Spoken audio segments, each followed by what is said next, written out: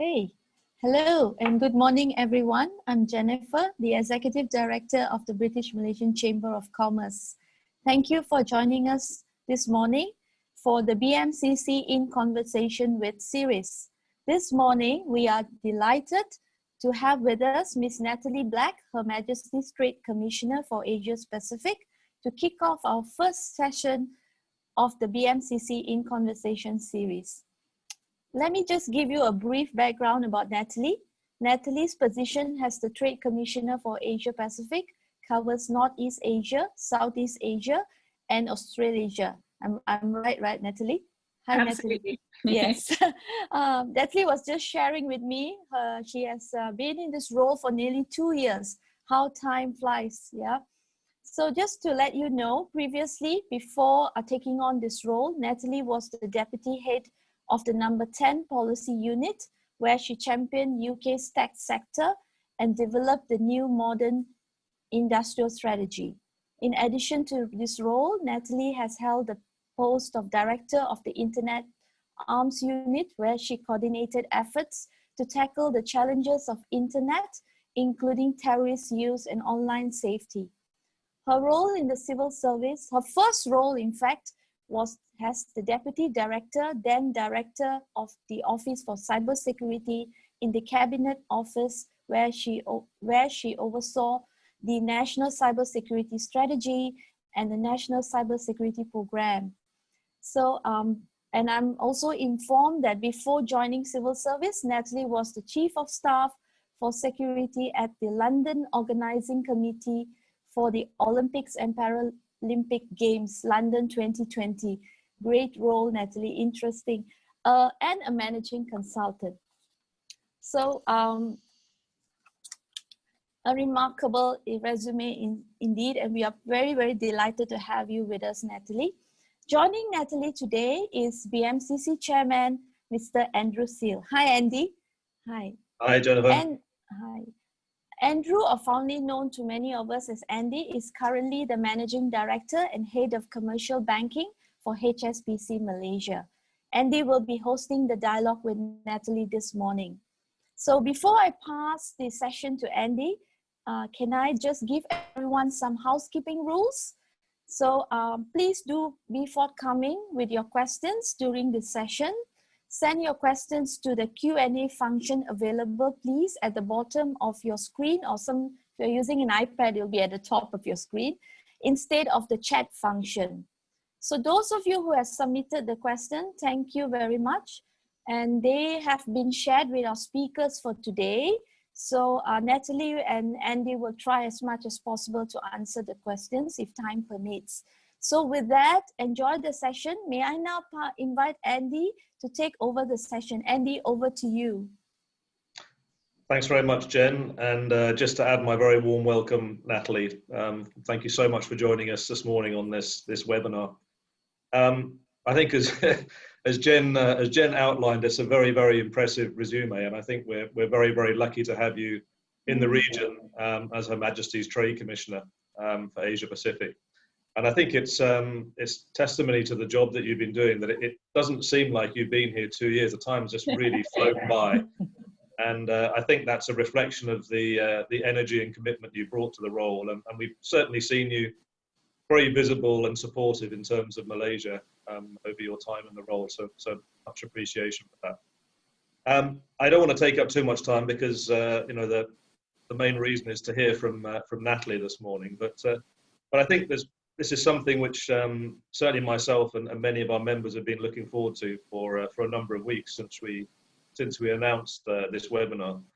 You know, clearly it's a pretty turbulent environment at the moment. So I'm sure we're all very interested to hear your views on what's happening in the region from a sort of trade and investment perspective, and where Malaysia sits within that particular equation.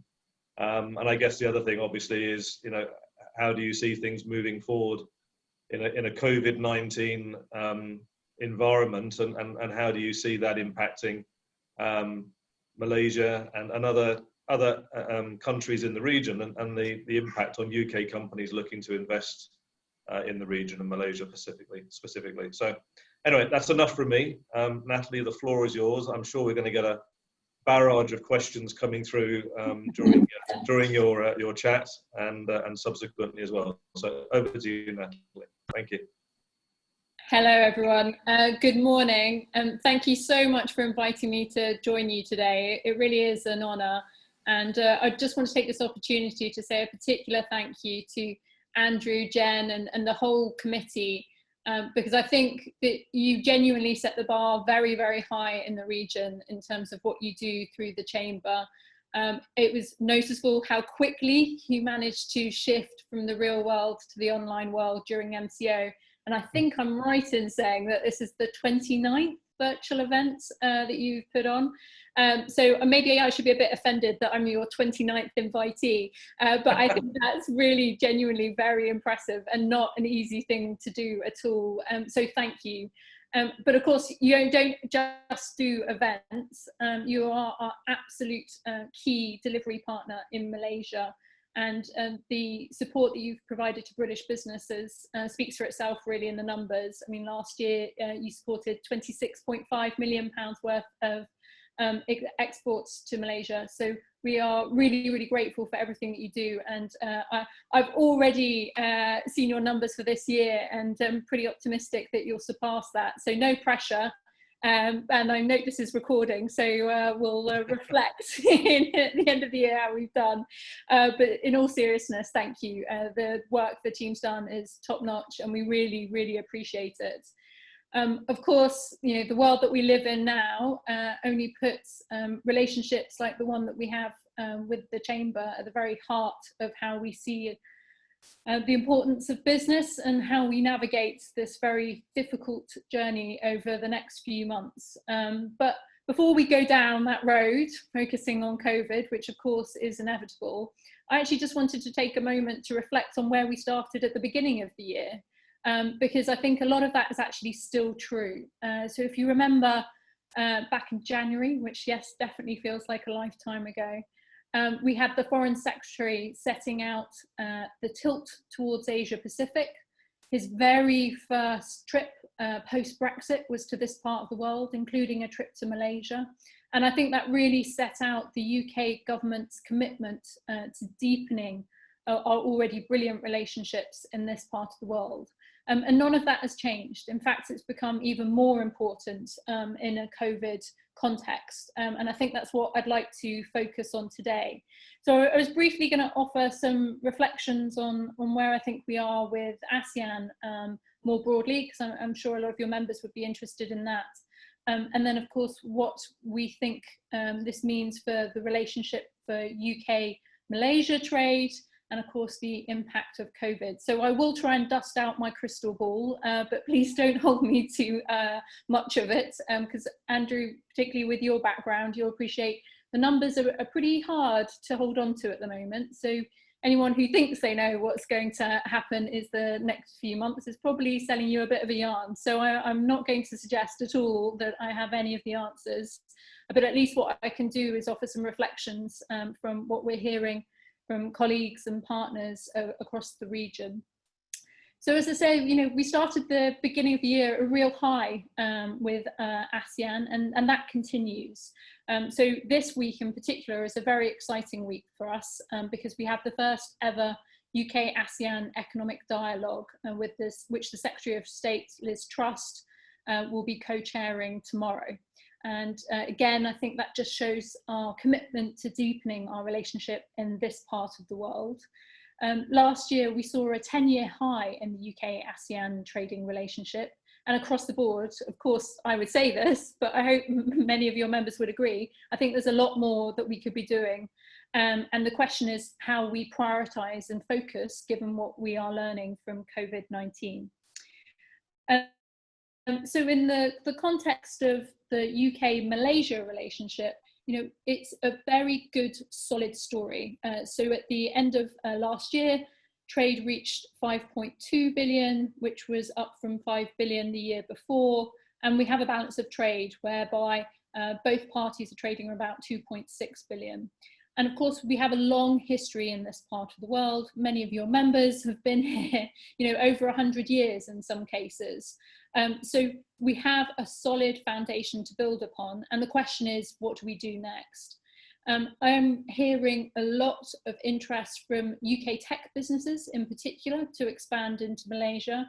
And I'm delighted that Debbie Clark, who's our country director for Malaysia, many of you will know her very well, has been leading the charge on a lot of this and providing support to companies who are still, and that's even still regardless of what's happening with COVID, wanting to progress their plans. And actually, so I've heard a number of stories of where companies are reorientating their plans towards Malaysia because of what is happening elsewhere in the region. So I'm very optimistic about tech, but of course the stellar sector for us in Malaysia has always been education. A really great, strong story to tell around particularly university partnerships. But actually what I hope that we see even more of is cooperation on Edtech, which of course is absolutely taken off in the context of COVID-19. And again, we're seeing a lot of interest and a lot of good stories. And the question is, how can we target UK government support to facilitate those partnerships even more? And part of the answer to that is ensuring we have excellent government-to-government relationships between the UK and Malaysian government. When the new government was formed here in Malaysia, the Secretary of State, Liz Truss, prioritised having a very early phone call with her opposite number, Minister Azman Ali, and that went very well and was very productive, and I think set the tone for everything we hope to do together going forward. We are launching a new joint committee on trade and economic cooperation, which will virtually meet for the first time towards the end of the year, and I'll be playing a role in that. So I think that shows a very helpful and productive tone. The question, of course, is how's COVID going to play out in this part of the world for the rest of the year? And as I say, this is crystal ball time, and I'm very interested to hear what your members have to say in terms of what it looks and feels like at the moment. I mean, of course, at a macro perspective and looking across the globe, it's going to be incredibly tough. When you look at the FDI figures that UNCTAD are putting out, they're suggesting a drop of 40% at least in FDI this year, and that being increased to another 5 to 10% on top of that for 2021. So that's pretty brutal. And of course, some sectors have been impacted more than others. Here in Malaysia, of course, tourism will take a significant hit. And across the region, we're seeing very difficult times for aviation, garment industries, automotives, manufacturing more generally. I do keep a particularly close eye on tourism because it is such a big employer across Asean, and sometimes we can underestimate that. So depending what numbers you look at, and of course, there's a big element of the informal economy involved here. You know, 40 million people are employed by tourism in Asean, and it accounts for 20% of GDP in Thailand, Cambodia, and the Philippines. So that will have an impact across the region that will be very difficult to manage and will have ripple effects across a range of sectors. But I think what we have learnt from the impact of COVID on trade so far is, of course, the importance of keeping trade going, even under the most difficult of circumstances. And keeping supply chains open has been absolutely key to not only dealing with the immediate impact of COVID-19, but also managing the longer term economic impact, which we have seen across the region. But here in Malaysia, I think the government has done very well to manage the situation. And they obviously worked really hard during the MCO to keep supplies, particularly medical supplies, flowing as much as possible. And the UK, like many governments across the world, are very grateful to the Malaysian government for the support provided, particularly on procuring products like medical gloves, an absolute key product here, and one, of course, that we've been very reliant on. So I think the leadership that's been shown there sets a wonderful tone going forward, and it's how we work together to broaden out that cooperation on the free flow of trade, which will become absolutely crucial for the economic recovery that every government of the world is now going to have to focus on. So what does the future look like for UK-Malaysian trade? This is where it gets a little bit dodgy and a little bit risky when I try to make some suggestions. But I think the fact that we are setting up this joint committee provides a real opportunity to set up a new framework, make sure we really understand where the opportunities and challenges are to deepen our trading relationships, and have regular conversations to help develop ultimately jobs in both of our economies, which are going to become even more important, as I say, as we approach the economic recovery. And even though we are seeing these substantial challenges, I am noticing how often Malaysia comes up as a country that British companies are looking to target as they review their COVID plans. So yes, of course, lots of companies are slowing down expansion plans, rethinking their approach.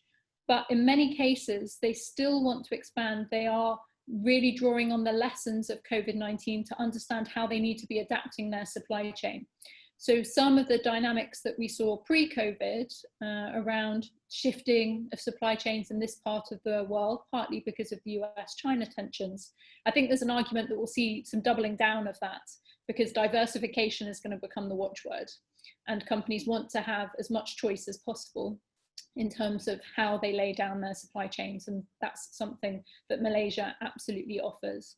And we've already seen that from a UK perspective, with a number of British companies still proceeding with plans. So Smith & Nephew, many of you will be familiar with, broke ground on their new manufacturing facility just before the MCO took on, and that will create 800 high quality jobs.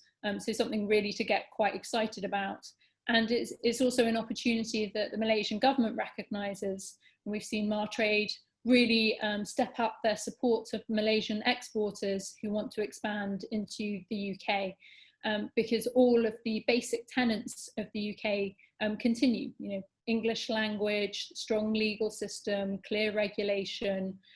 So we are very optimistic for the opportunities going both ways in terms of increasing and enhancing UK-Malaysian trade. But the key to this will be focusing on specific sectors, I think, so that we really draw down the lessons from COVID-19. As I mentioned earlier, I think education will continue to be at the top of that list in terms of a real sectoral priority.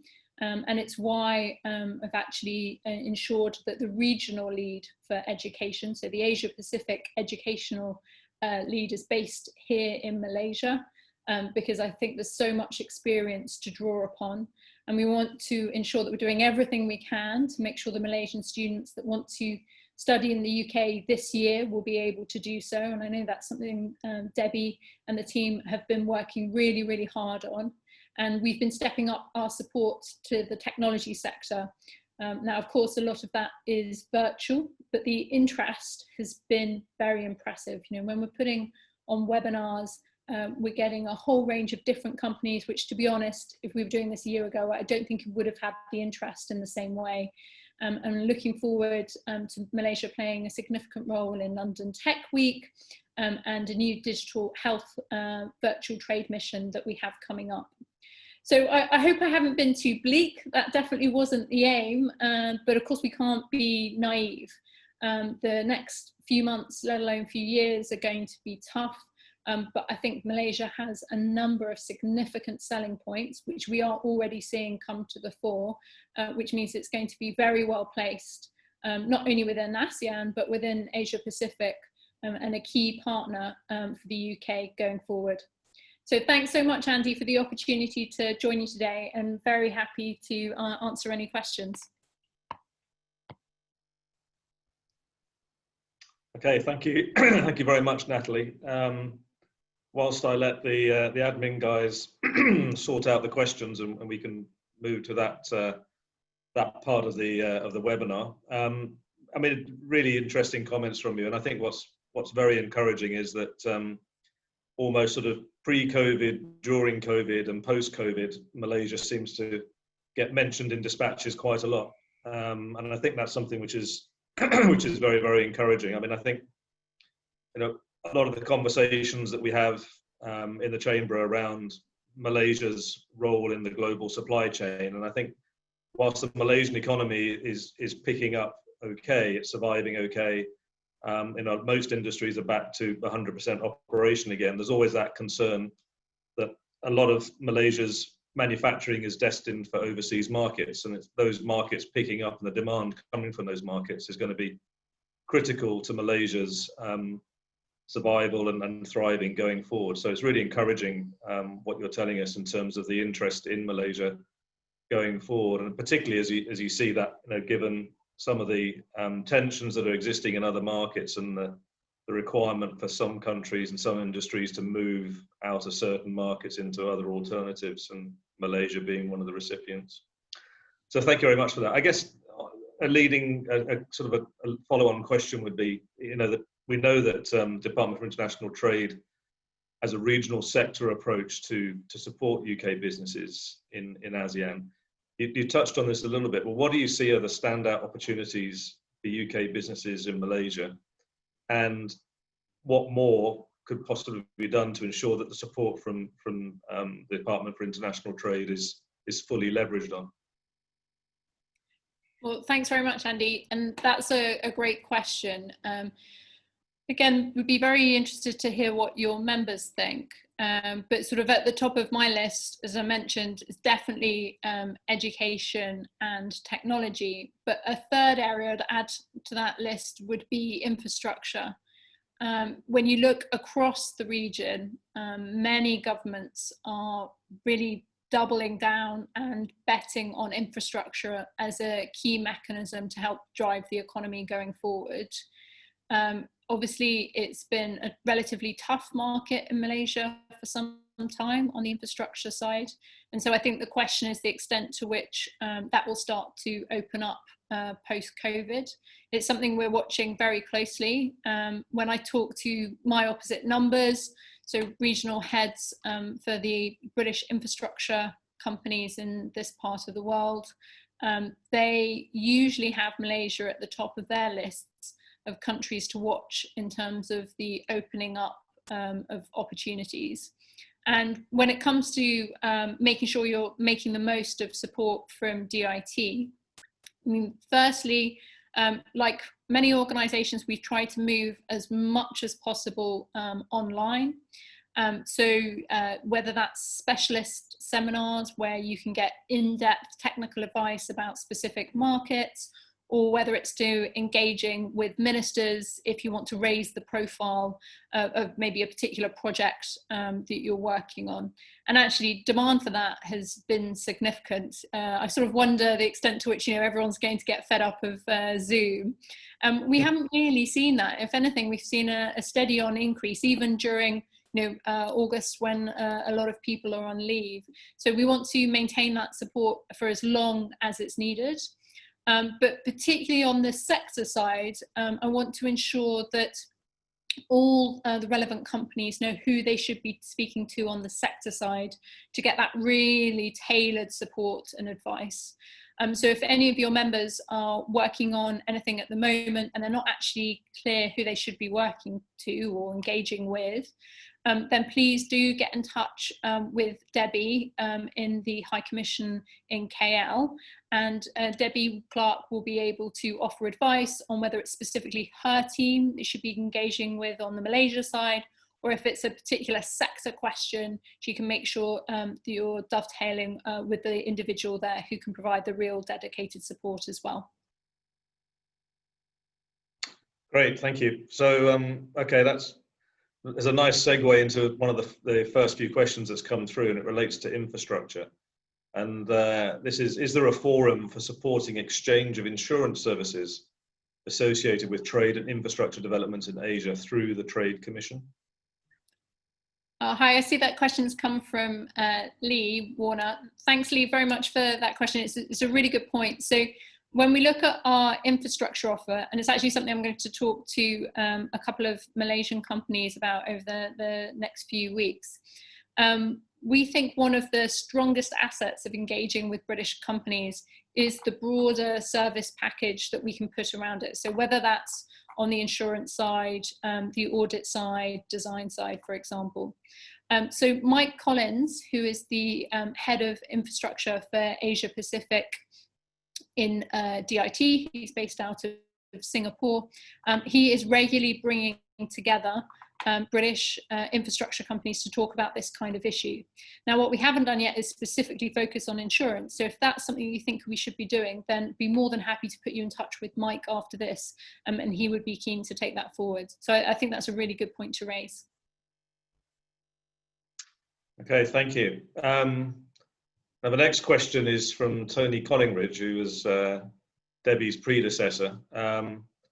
Aren't the rules about ex-DIT people asking difficult questions?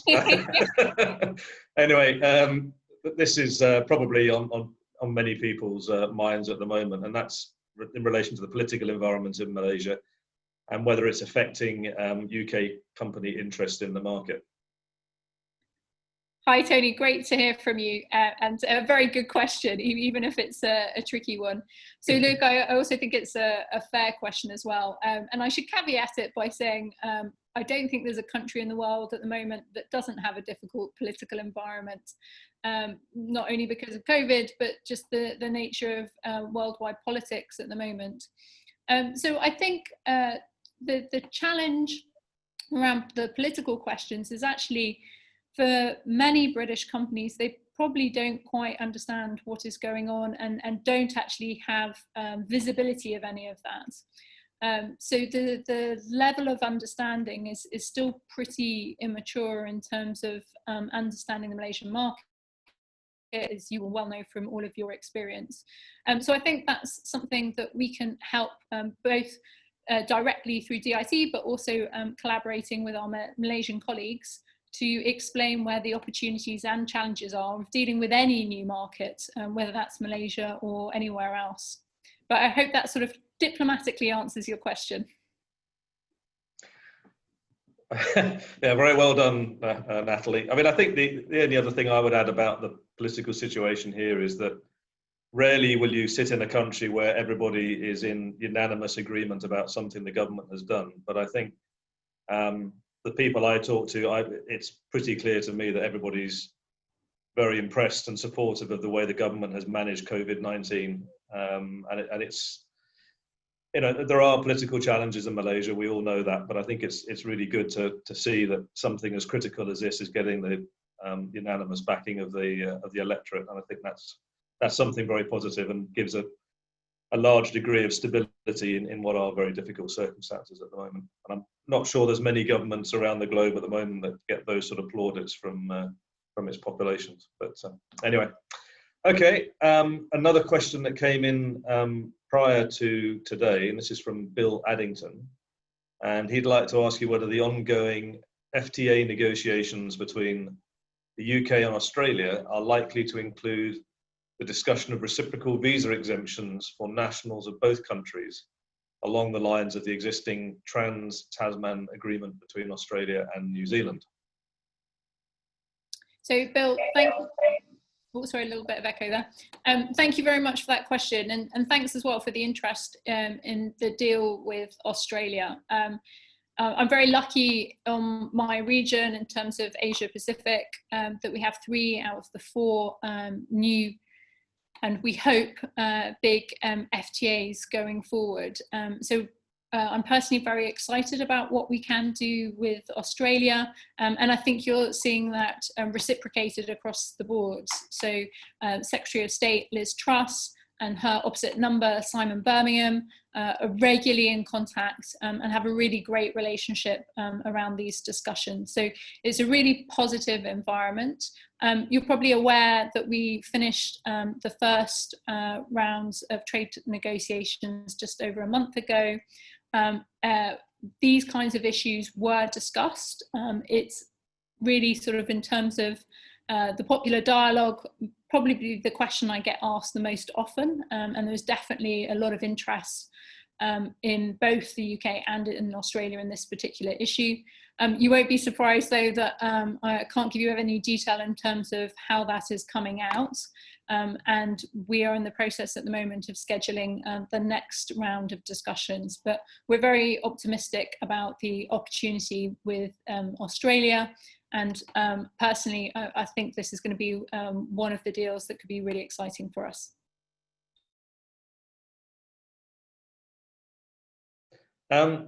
So just, I guess, sort of moving on to an even bigger subject matter, and that's the EU exit. And combined with COVID, it's really reshaped the economic outlook for, I guess, the entire global financial and economic system.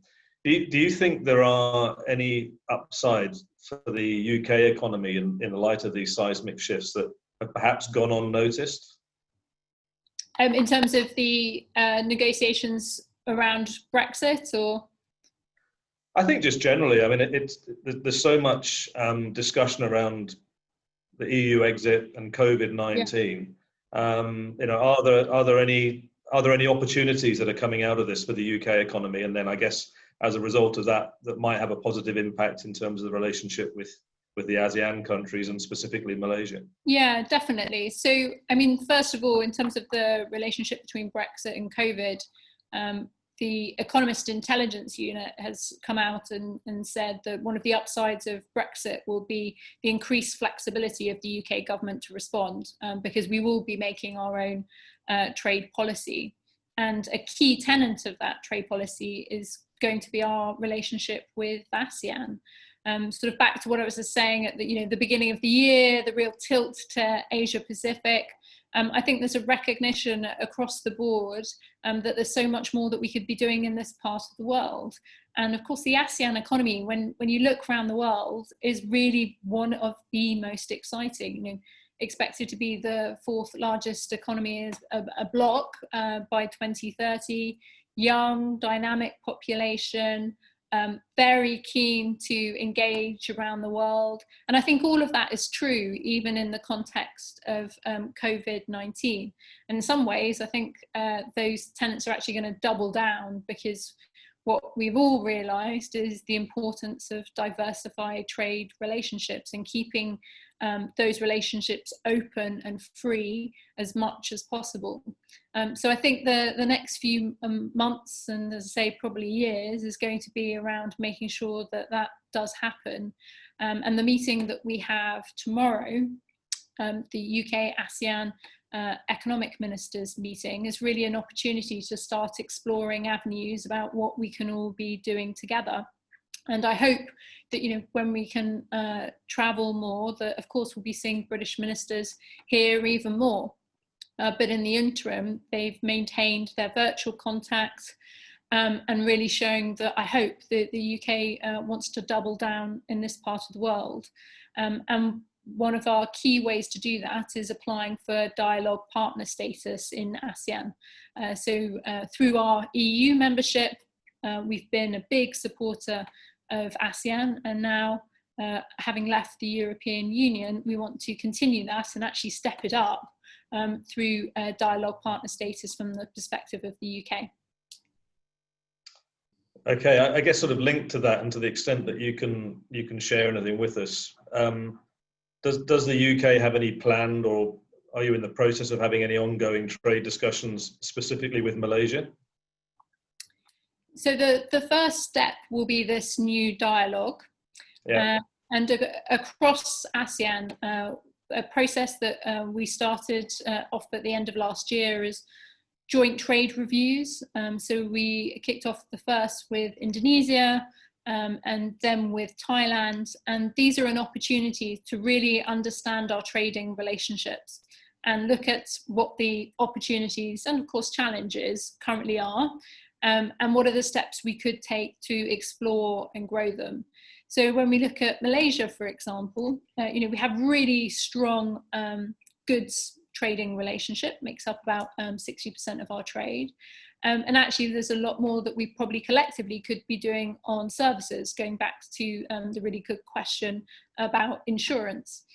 So we need to be getting down into that level of detail. But a key question for the Chamber and for all of your members is actually, what does business think? You know, what does business want both governments to be doing in terms of the areas that we focus on and the kind of support that we look at together? And what I will be really keen to ensure is that we have a really strong business voice throughout all of our discussions. Not only because that's the right thing to do, but also the world and the economy are going to be changing quite a lot over the next few months. So we really need to hear on the ground, you know, how our business is finding it, and what are the things, you know, whether that's low-hanging fruit or longer-term strategic challenges that we need to be addressing, because that's what will build sustainable two-way business relationships. So I think that will be a sort of big focus for Debbie and I, and with the High Commissioner Charles Hay over the next year or so, is how do we really make sure that we are prioritising our activity in a way that genuinely supports business.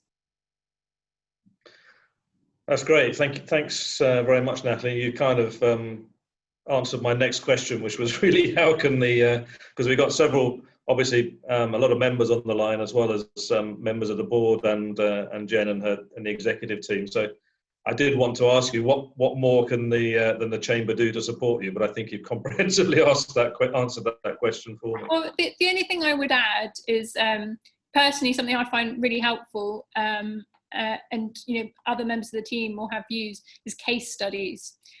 So it's quite easy to talk in generalities about the opportunity, but what we need to do is get into the detail and really understand specifics.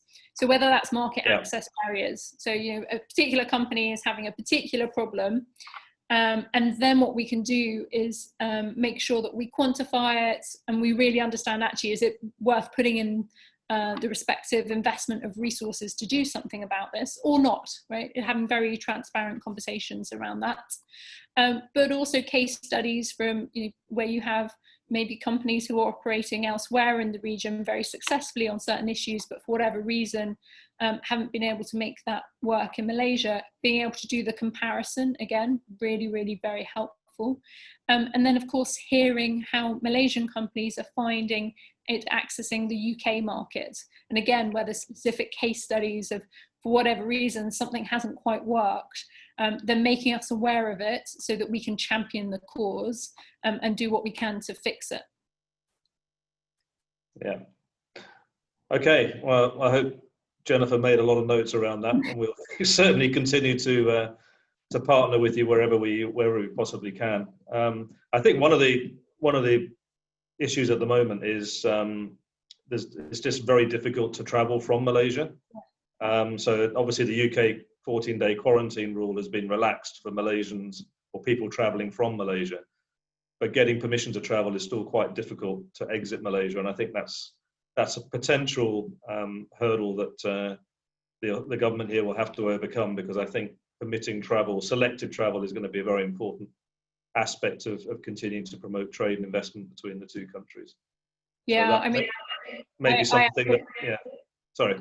No, I was just going to say I absolutely agree. I mean, the removal of quarantine in the UK is really recognition of what a great job the government has done here, and everything that you were saying earlier, Andy, in terms of managing the MCO. The challenge, of course, is particularly when we're looking at new business opportunities, it's very, very hard to close those virtually. So you can kick them off, you can have early discussions, but people still want the whites of the eye conversation, even in a COVID-19 context.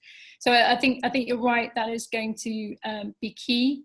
And I know that's something the High Commissioner Charles Hay and Debbie and the rest of the team are very, very focused on. But again, we're always interested in ideas on how we can support specific engagement. So I mentioned at the beginning that, you know, we are doing, like so many others, webinars and virtual get-togethers, etc. But if anyone has a specific deal that they're trying to progress or get across the line, and they think that a bit of additional support from DIT or other colleagues will make a difference, then I'm really interested in ideas on how we can do that virtually. So whether that's smaller roundtables, whether that's one-to-one discussions, maybe that's an explanation or briefing of what's going on in the UK to a board, then always very open to those kinds of ideas. So please feel free to get in touch and let us know if there's something specifically that you're trying to get across the line that we might be able to help with. Okay, that's fantastic, and I'm sure that'll be of great use and great encouragement to our members. So thank you very much for that. Okay, changing tack slightly is a question come in from William Case. In very general terms, of course, can you say anything about how well British universities will fare in Malaysia over the coming year, and which kinds of these institutions might perform best in terms of student recruitment and staff retention?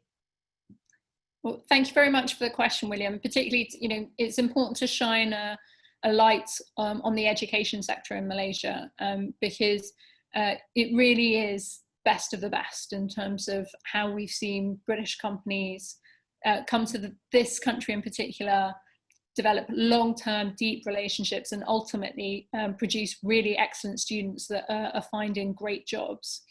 And actually I have a meeting later on this afternoon where we're going to be talking about education in Asia Pacific and what we do next. And Malaysia will be the case study of why those relationships are so important and how they can be done so well. I think for any education institution, British or not, the key challenge is going to be around what does a long-term sustainable education model look like in a COVID or post-COVID world. And I think what's been really impressive, and I won't name any institutions in particular because whichever ones I don't mention, I don't want them to take it the wrong way, but you know, there's some really great examples in Malaysia of certain British institutions who moved curriculums online really quickly, provided excellent teaching support, and the feedback has been phenomenal. So personally, I don't see that going away. The mixed curriculums seem to be expected going forward, particularly if we have second, third, fourth waves. So making that part of the model going forward would be very important. But sort of going back to my earlier theme at the beginning of my remarks, I think it's also important not to forget what we were learning pre-COVID. And if you'd asked me that question then, I would have said, actually, one of the trends I'm seeing across the region is a real demand for TVET skills, a real focus on technical education, and not only for young people, but for mid-careers, and recognising that in an ageing population across the region, those countries who can reorientate and reskill the workforce, partly because yes, the robots are coming, but also because economies are changing so quickly, they are going to be absolutely key. And I think that's still going to be the case. So we want to make sure that we are supporting developments in those areas as much as possible. And lastly, I would just add Edtech, which again, as I mentioned at the beginning, obviously we've seen a boom because of COVID. Again, I think I'd be mentioning Edtech pre-COVID-19 anyway as well, because that's the expectations of particularly young people in terms of how they want to learn and engage. But it's still a pretty immature market, and particularly in this part of the world, you know, there's relatively little regulation, still relatively a limited amount of work on standards. And so I think those companies who really set the bar and set the threshold in that space will own it early and be able to do a huge amount. So although I think there's learning from COVID-19 and continuing a flexible curriculum that recognises that COVID is going to be with us for a while will be key, I also think we should not forget some of the trends we were seeing pre-COVID-19 around TVET, around EdTech, which arguably are only going to become more important, particularly in a world with such economic uncertainty. So that puts Malaysia at the heart of some really important trends and some really big opportunities. So the institutions here who lead the charge on that will be setting the tone not only in Malaysia, but in Asean and arguably Asia Pacific. So I think that's quite exciting, but it is very, very tough. I'm sure all of us know lots of teachers, school principals who have been having to lead the charge at the very last minute. So I think the work they've been doing is very impressive. And what we need to make sure that we're doing is that we're supporting as much as possible. And as I say, that's my big meeting this afternoon. So I'm really looking forward to that. Okay, questions are starting to rush in now as we're getting towards the end of our hour, but there's two questions come in that are kind of linked. So the first one is from Megan Lawson. That's asking if you have any thoughts on how growing trade relations in the future can also contribute to strengthened environmental, social and government considerations for businesses and their customers. And then from Robin Stevens, if you don't mind maybe answering this one as well. Sure. Do you see any opportunities for UK-Malaysia collaboration in the renewable energy sector? So a couple of nicely linked questions there for you. Brilliant. Thanks very much, Andy. And two really important questions. So again, when I look across the region, the two big trends that I think will come out as part of the response to COVID-19 is one, the even faster adoption of technology, but secondly also the extent to which ESG has really ramped up the agenda. So particularly when I talk to a lot of the big sovereign wealth funds and big public investors across the region, ESG is usually agenda item 1 or 2.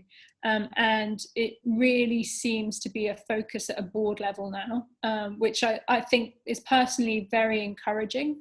You know, it's not this sort of add-on that you know is an agenda item which you need to tick off because someone told you had to talk about it. Actually, there's some pretty interesting targets and metrics which are being used by various boards across the region, which I think will drive long-term change. The question, of course, is what does that mean in practice? This is a key focus for the UK government at the moment because we will be hosting COP26 next year. That will be a moment for the world to come together and really make some significant commitments around how we not only build back better, that, you know, increasingly famous phrase, but build back greener, because this is a once in a generation opportunity to genuinely do the things that will make you know, our current world in a position where we can hand it over to the next generation, which arguably would be pretty tough at the moment. So in practice, that does mean some tough conversations, particularly around carbon emission. In a Malaysia context, you know, I was actually reflecting earlier today on the plastics debate. You know, again, pre-COVID-19, this was one of the biggest issues that was being discussed in Malaysia. And we mustn't lose sight of that or forget about that, given everything else that's going on in COVID. So I hope that we will all double down on that. And then a sustainable supply chain is going to be key for the UK government going forward, and will be one of the areas that we want to focus on as part of COP26. And we have issued a consultation today, which raises some of those questions. And it does include palm oil alongside cocoa and soybeans. So there are various different issues that we're keen to look at. And the most important thing is that we have a dialogue and a discussion so that we're hearing lots of different voices and we work out the best way that we all can collectively address some of these fundamental issues going forward together. And of course, renewable energy, moving on to Robin's question, is absolutely at the core of that. In many ways, we're seeing Asean lead the charge on renewable energy. So you look at Vietnam and the work that it's doing around solar panel, you know, is best in class. If I look to Northeast Asia, offshore wind in Taiwan and increasingly South Korea, you know, those are the markets of the future and very much where British government and British companies have been focusing on. So I hope that we can do the same in Malaysia. And one of the questions is the extent to which we can stimulate R&D in the renewable sector to make sure that we're working both, you know, with universities and with companies around opportunities, and that there is genuinely a market there. So we've moved past the stage of subsidizing. because we know that there's a genuine market that can be cultivated. So how do we do that together, particularly in a UK-Malaysia concept? Okay, thank you. Just, I guess it's sort of asking you to expand on one part of your answer there, and that's obviously on, well, sorry, not obviously, but it's on a subject which is, I think, quite sensitive, and that's crude palm oil, which is obviously absolutely critical to the Malaysian economy, and from an environmental point of view is often quite controversial. So the EU at the moment doesn't apply any tariff rate quotas for palm oil, but as the UK is obviously moving its a trade policy independent to the EU, does that provide an opportunity for preferential market access of palm oil from Malaysia to the UK?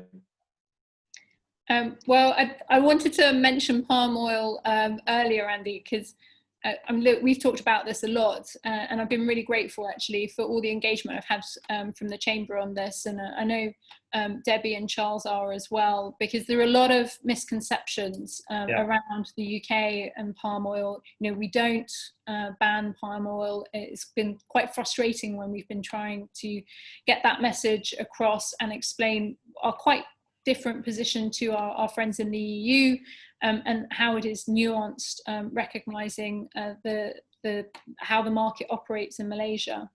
So what you've mentioned is in terms of our new global tariff, which will mean that the tariff won't be applied to crude oil for technical and industrial uses, will apply for other purposes from the 1st of January next year, will be 2%, compared to the 3.8% that it is currently applied. So that's quite a different and new position, I think, and one that we need to make sure that we're explaining to everyone who's affected.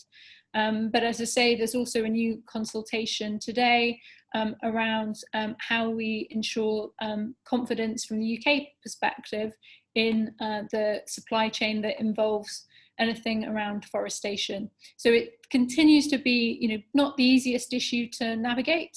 Definitely the one that I get asked the most about in a Malaysia concept, but the important thing is that we keep talking about it, because these misunderstandings can be quite challenging. So, you know, I just want to reiterate again a thanks to the Chamber, because I think you've played a key role in trying to explain our position.